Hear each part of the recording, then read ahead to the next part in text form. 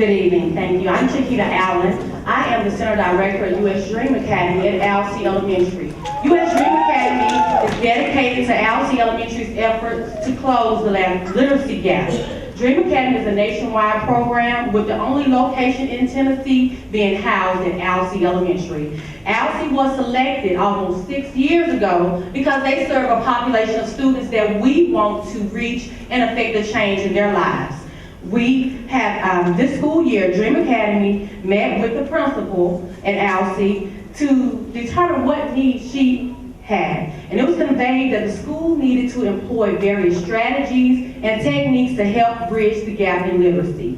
Dream Academy this school year has implemented 2 literacy components, Achieve 3000 and a monthly readathon. We will also be piloting 15 power words beginning in February 2014. These literacy components are a part of the plan to improve the literacy rates at Alsea.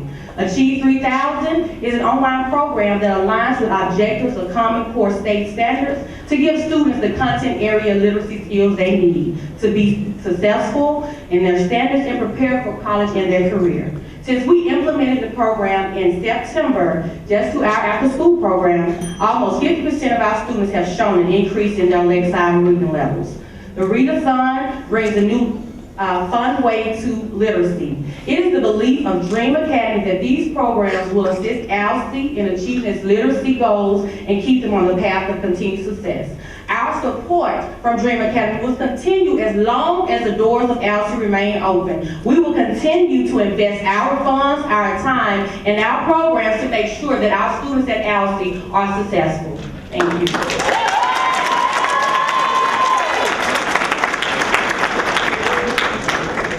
My name is Jesse K. Jeff, and I live at 1212 Stage Avenue, 38127.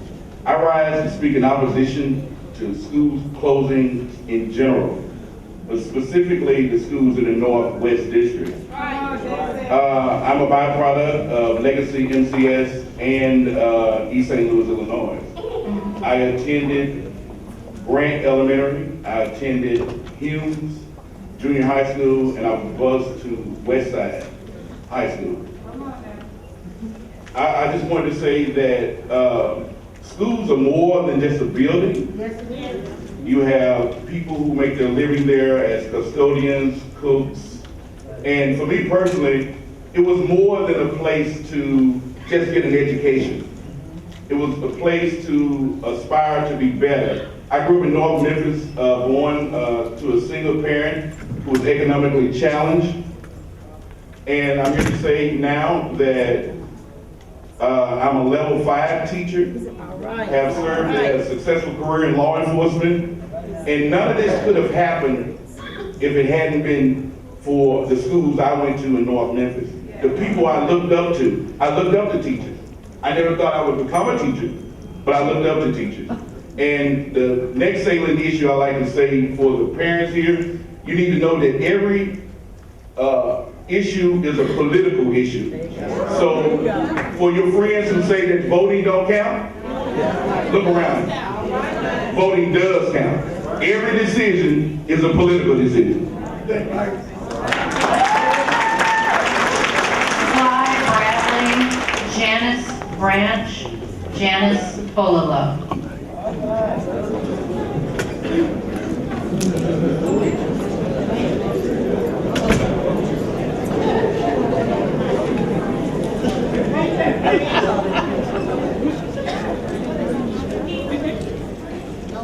Sly Bradley, Janice Branch, Janice Fullilop.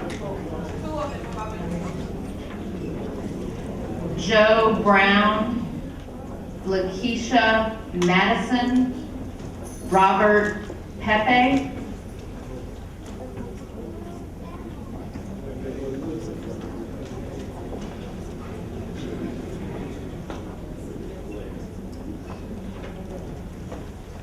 Hello, my name is Lakeisha Madison. I went to Alsea. Been living in the neighborhood since '94. As a member of the PTO and a parent at Alsea Elementary, I embrace the open door policy, being able to visit my child's class and talk to the principal about open door policy. Open door policy, being able to visit my child's class and talk to the principal with any concern. I volunteer daily, sending communication and working in the classroom as an assistant. My child has attended Alpha Elementary since pre-K. My child has excelled academically in math and reading. The teachers work with students in small groups and include in technology to help them. As I have reached out to the community, and we now have committed retired teachers that live in the Alfie Ball Road community, have agreed to tutor weekly at Alfie, assisting teachers inside the classroom. Also, the local churches in the community have also committed to assist with providing tutoring. New Hope Baptist Church has come every Tuesday and work with our 5th grade young men in a small group setting.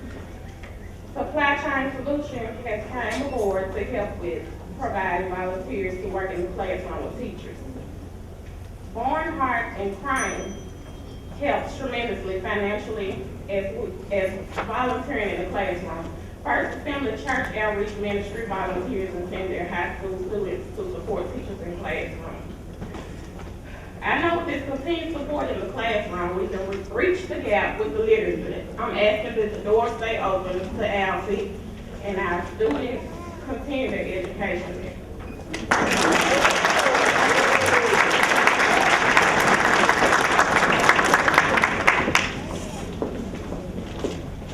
Good evening, my name is Robert Pope. I'm sorry. No problem. I'm with the New Hope Baptist Church, and the men and women of that church have adopted Alsea Elementary School. We did that for two big reasons. One, we wanted to partner with the principal and the staff and the teachers there to help out wherever we can, and we do.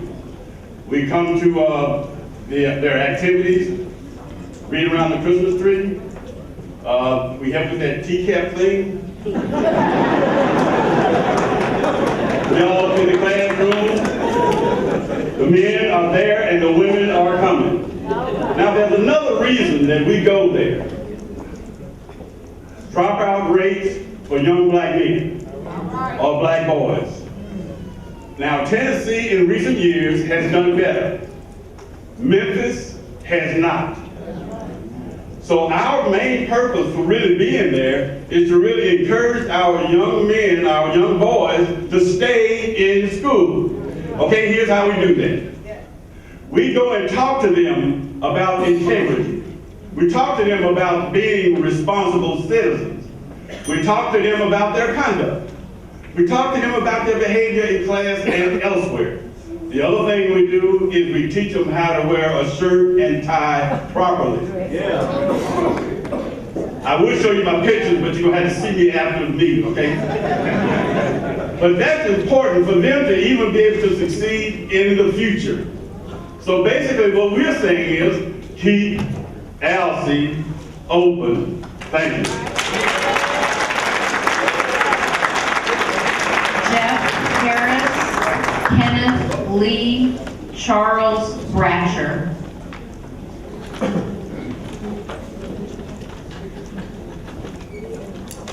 I'm Jeff Harris. I work for Barnhart Trainer Rating. I'm the liaison to the Alsea Ball community. I get the joy of working with Mr. Polk, great man in the community. We've fallen in love with the Alsea Ball community, and it's been a hard couple years because we first moved out there. We saw Dunn Elementary close, and last year we lost Norris Elementary. We've adopted Alsea Elementary, Corey Middle, and Hamilton High School. And I don't see the failure, I just keep seeing successes in these children. I enjoy working with Ms. Payne, and we're constantly talking about how we can get the literacy up. Last year we did a great job in science. Barnhart was able to help them with that. And math, we're supporting some other programs in the neighborhood as well outside the schools to increase literacy through the tutoring programs that are in the neighborhood. We've also helped recruit, that was already mentioned once already, Supply Chain Solutions. I recruited them to help Alsea too. So we're trying to make a difference in the community that we're stationed in. We're on the back side of the Defense Depot. We plan on staying there. We want to stay part of the heart of Memphis. and make a difference in Memphis. So we're asking, please keep LC open so we can continue to work in that.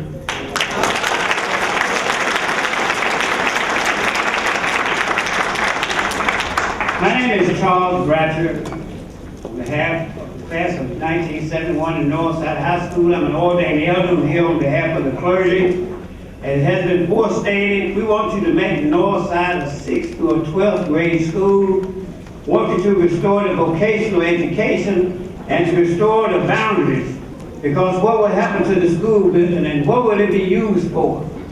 And I can say in 71 I graduated, was blessed to have 3 musical scholarships on behalf of the vocational department that we had at Northside. Went on to TSU and graduated. 4 years later, I was anointed in the ministry. So you don't know what you have in these schools. Thank you.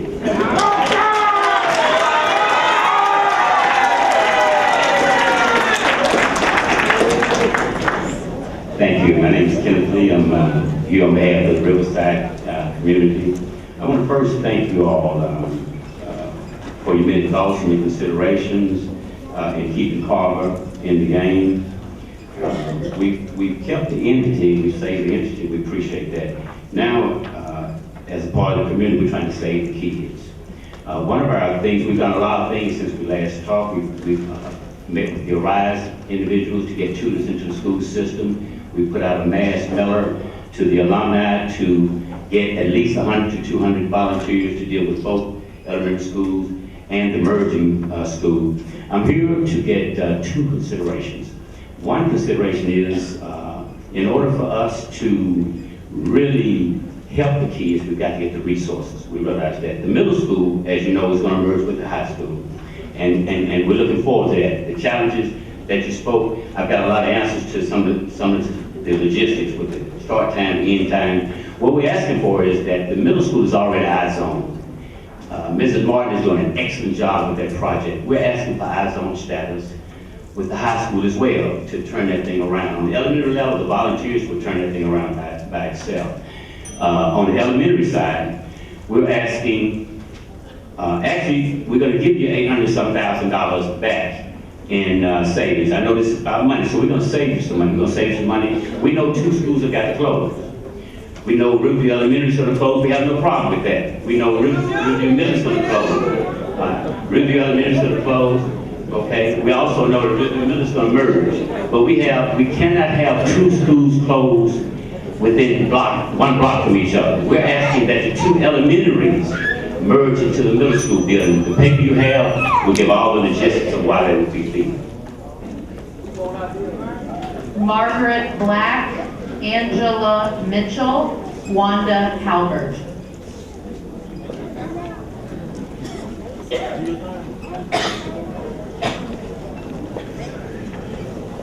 Good evening, everyone. I believe I'm the most senior person in here. I'm a product of the Memphis school system, and so I've had plenty of time to observe what has happened since 1951. I have to go back to 51. Usually, if you want something, you usually encourage that. But our children are living every day with threats of school closing, inconsistencies, constantly changing in the middle of the stream, and we want better, but we're getting worse. So if we give these children all of these negatives, and this is all that they see, what are they going to give you back? They're going to give you back the negatives also. On the news media, you always see the negative things that children are doing. How many positive things do you see? That little girl spoke today. How many times do we see people like her on TV? These are the things that we need to see. If we want better, we have to show better. And we are not showing it. We are focusing on the negative for whatever reason. We are destroying communities. Norris Road School, a stable community as Elsie Road. Yet you transfer students from Norris Road School because you said the building is it's bad being repaired. Whose responsibility is that? So Hamilton is older. Why transfer the children from it doesn't make sense. Why transfer children from a stable neighborhood to an unstable neighborhood? It's like its purpose to destroy our children. I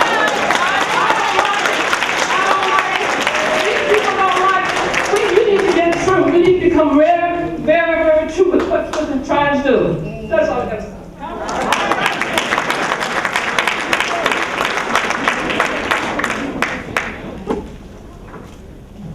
Good evening. I'm Wanda Howard with the Memphis City Council and a former school board member.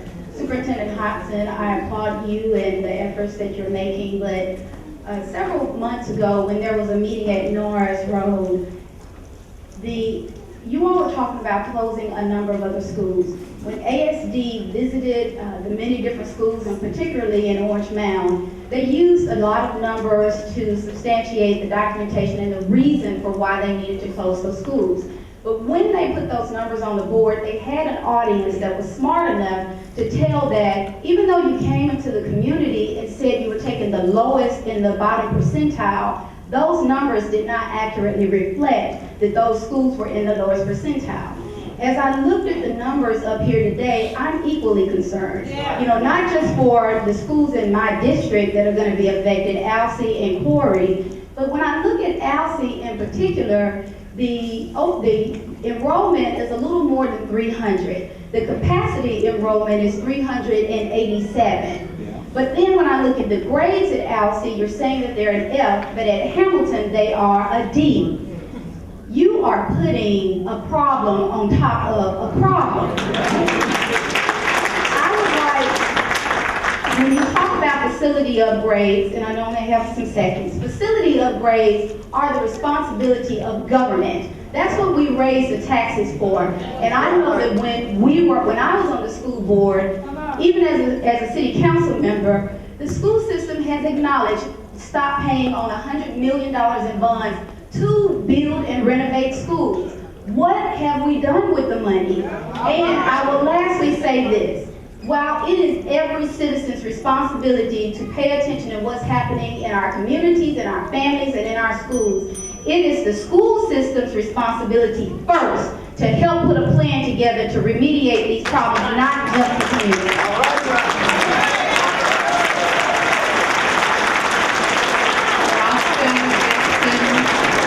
Jacqueline Jackson Walden, Shashandra, I'm sorry if I said that wrong, Cooper.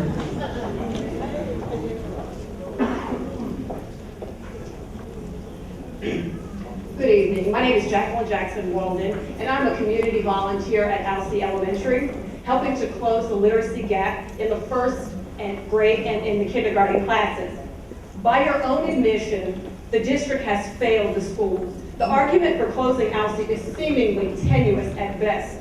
Since some Alsea students will be bused to Hamilton, which has been said previously is a D school, and the utilization will be at 103%, which is a recipe for disaster.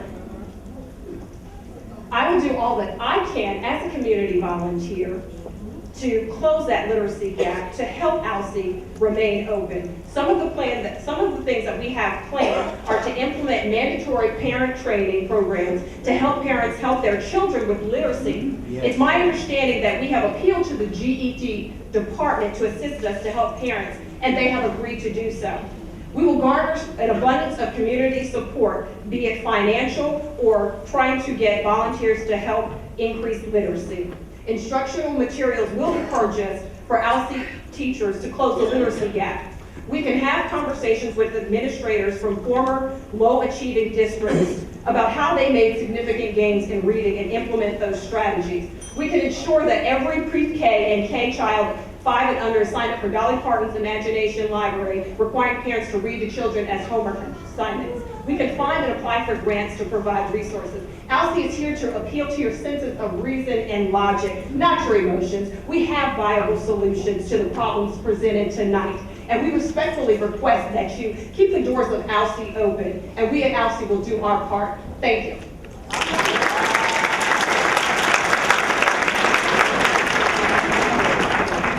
To the board members, Mr. Superintendent, thanks for the opportunity. I joined the Alsea community also asking that you consider to keep them open. I also feel the pain of all the other schools, and I'd like to offer a couple of suggestions to those of you who have this very difficult task of trying to resolve this issue. It is my suggestion that you ought to consider rethinking what schools are. and how they ought to be. I heard somebody say earlier, smaller schools make better schools. There are, in my opinion, innovative ways that you can take it upon yourself to change the condition of this community. Councilwoman Howard just left the mic. We have at the City of Memphis, the Community Development Block Grant Funds. We've gotten away from giving those who are less fortunate those funds, and we've built businesses with them. Those funds should be used to build housing. If we put 75 houses in each one of these districts that you're talking about closing down, Bass Pro would just have to get that money from somewhere else. But we need somebody to form a task force to look at the resources, such as Councilwoman Howard has and other council members have at the city level. Number one, we got to build housing. Number two, we got to be a little bit more creative. I've organized the churches in the Hamilton area. They've all committed that they would be a part of this. So I suggest that you put a task force together, redefine schools in a new era and a new way with daycare centers and things that are appropriate for children, clinics, etc., to cut down your costs. Thank you.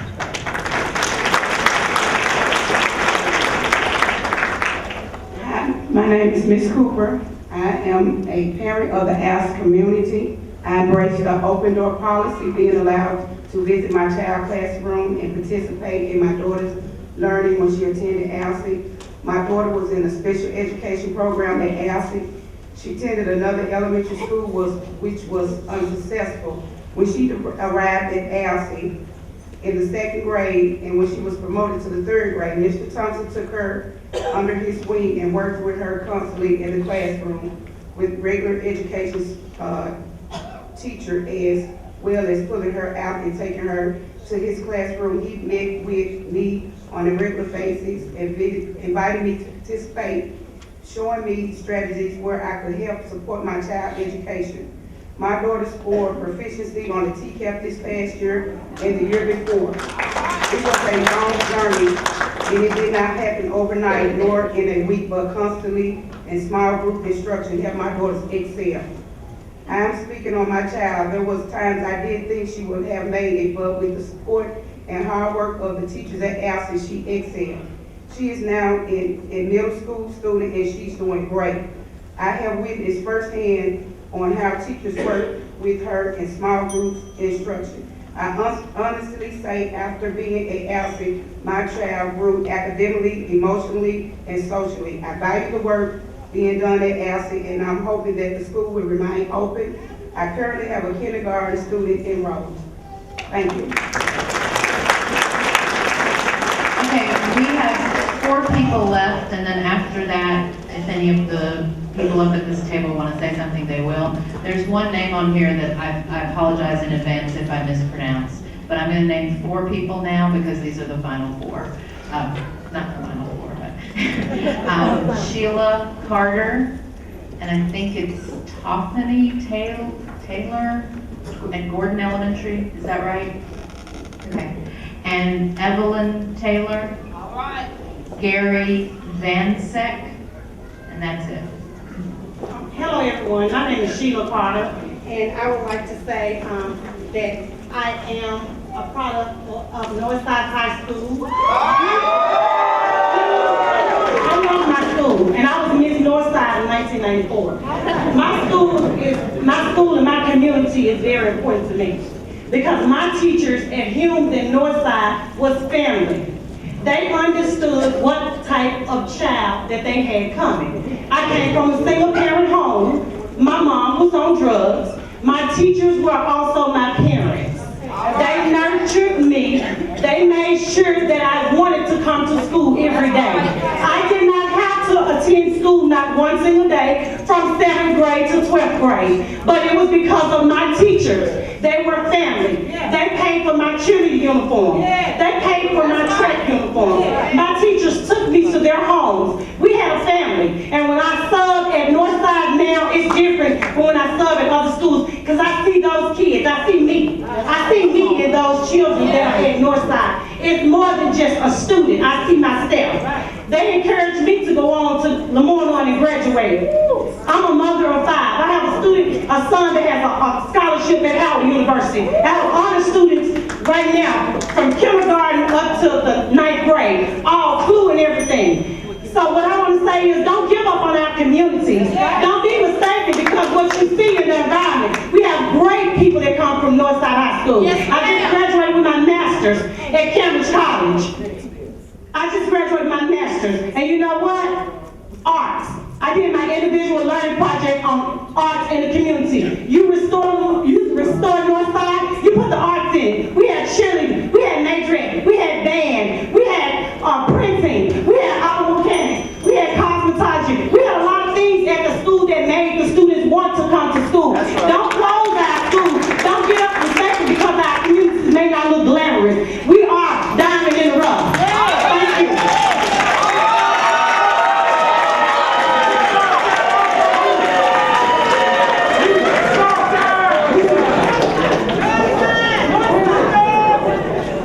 My name is Catherine Taylor, and I'm sorry to hear about the other schools closing, but I have 2 special needs kids that go Gordon Elementary, and that Gordon, the principal is great, the teachers is great, and they do one-on-one with my kids. My first grader, she's already learning to read a book. My third grader, when she went to Klondike, she wasn't, reading, but since she been going to Gordon, Miss Lindsay was her teacher, and my oldest little girl, I have 4 girls, I'm a single parent, all of them. I'm raising them by myself. My kids are learning to be a lady. Like, Gordon helped top my kids to be the best they can be. Also with me, I'm asking you to please don't close Gordon Elementary School.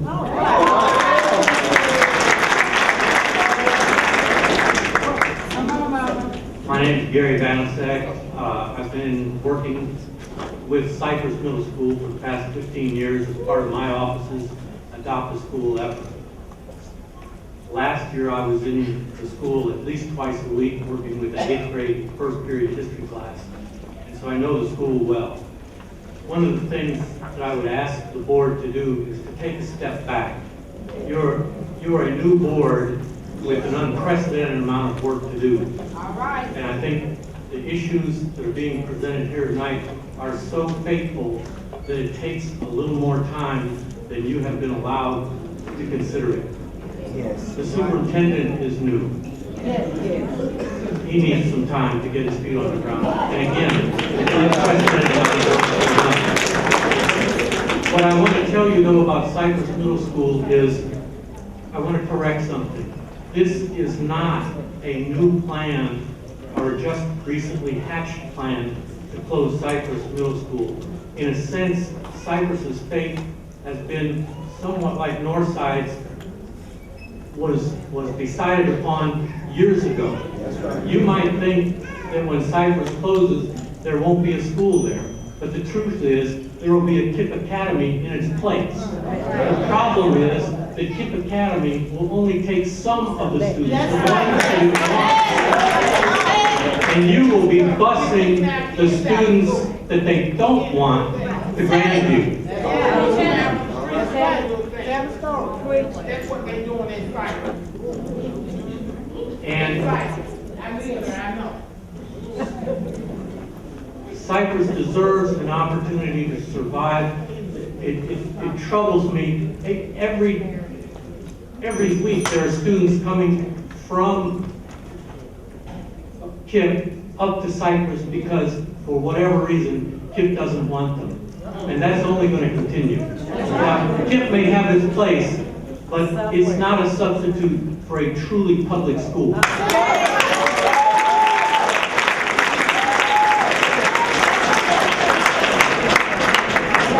Good evening. My name is Evelyn Taylor, PTA President of Northside High School. When I left the front of that building and walked all the way around to this here, I realized I was 78. I have children, grandchildren, and this year, a great-grandchild that graduated from Northside High School. You talk about a plan. Northside is a great girl. She can house 6th to 12th grade. She can house preschool. We're there. We have the accommodation, and you can tell from the people that are here this afternoon, they love their school. But you talk about a plan. There's a plan for Northside. You have wheedled her away. The attendance boundary, the vocational program. You come in. What have you all been out and visited Northside and felt the love that the children have for Northside and for their principals? I tell you, there's a plan, and we can work together and keep Northside open. Thank you.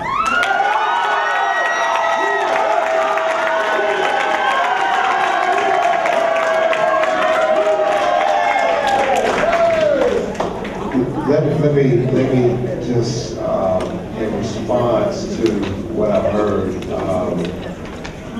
just let you know I really do feel and appreciate your passion. I'm equally as passionate about making sure our kids have the best opportunity to succeed academically. That's just what I'm about. Having said that, well, let me do it like this too. Because this is such an important community discussion, we still got some time. Did anybody come in who didn't get a chance to sign up to speak who wants to be heard? I'm just trying to do the time to give you hold your hand up. I see 6 more hands. So you get your, how much time we get? You get your time too. So I would just